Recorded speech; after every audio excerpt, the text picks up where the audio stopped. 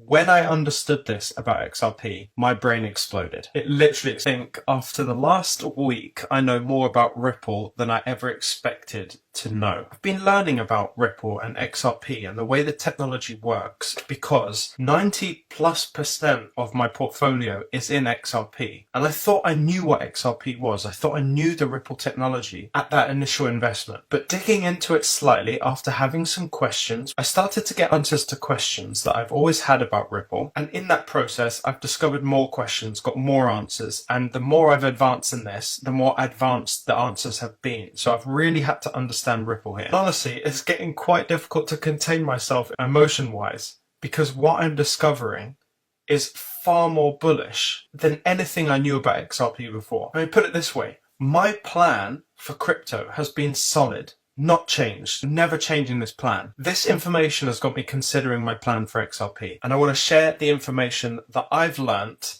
in this video. So I'm going to explain where I came from in my XRP mentality and what I thought Ripple was, and then I'm going to develop that thought more and then answer the question that brought you to this video in the first place. How can the price get that high? So basically what you have to understand is that Ripple do two primary things: cross-border payments, and they have this like liquidity hub as well. We don't need to go into that yet. But my original thought process was that if you wanted to send money to someone abroad, initially I'm thinking this is like a public thing for me and you to use XRP.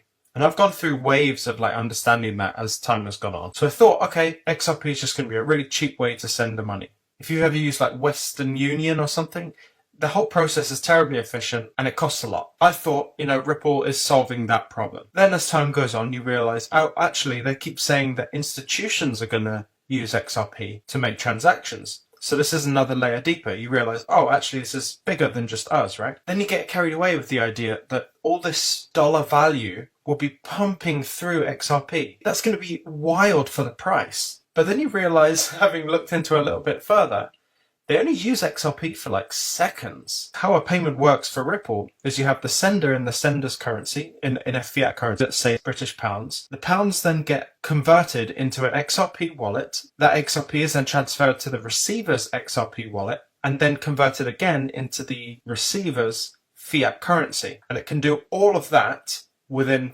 3 or 4 seconds with very, very low fees. And you go, oh, that's wonderful. Okay, so if a bank adopts Ripple technology and they're transferring billions and billions of dollars through the Ripple technology and using XRP as part of that, the price is going to go crazy. It's going to go wild. I can't believe it. But think about it. Based on our price point of where we are today at 30-something cents, you transfer billions of dollars through XRP for 4 seconds. What does that do to the price? It goes and crashes right back down to where it was. That's not sustainable. And that's not what Ripple are trying to do. They don't want the price going like that. So what needs to happen for the price not to be affected by billions of dollars of transactions? The price needs to be high.